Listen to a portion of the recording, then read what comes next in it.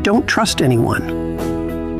Life is full of fake people who pretend to care, but when you need them the most, they're nowhere to be found. It hurts, but it teaches you to trust yourself. Keep your heart safe and let the real ones prove they deserve a place in your life. Huwag kang magtiwala sa iba. Dapat sarili mo lang talaga ang iyong pagkatiwalaan. Maraming tao sa ating paligid nagpapanggap lang na mabait. Pero hindi akalain natin at sila pala ang magpapabagsak sa ating sarili. Dapat sarili mo lang talaga ang iyong pagkatiwalaan sa iyong sarili, sa iyong buhay. Kung ano man ang sabihin ng iba, huwag kang magpa-apekto dahil sa huli, ikaw rin ang magiging panalo sa buhay mo. Maraming tao ang nakapaligid sa iyo o nagpapanggap lang sila upang mapalapit sa iyo. Kaya ang dapat mong pagkatiwalaan ang sarili mo.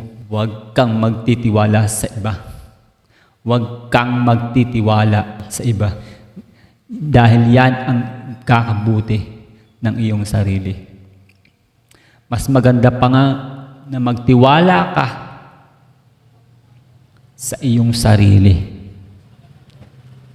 Maraming nagpapanggap na mabait, pero sa huli, doon mo lang malalaman. Tinatridor ka na pala. Dalawa lang ang ating pwedeng matutunan. Mahalin mo ang iyong sarili. Dahil sa pagmamahal mo sa iyong sarili, hindi ka na magtitiwala sa iba. Hindi ka na magtitiwala sa iba. Ikaw lang ang makakapag-desisyon ng sarili mo. Dapat kilatisin mo ang magiging tunay mong kaibigan. Tunay mong magiging kasangga sa huli. Hindi ka iiwan. Hindi ka tatalikuran. Hindi ka tatakbuhan. Ipagtatanggol ka sa anumang laban.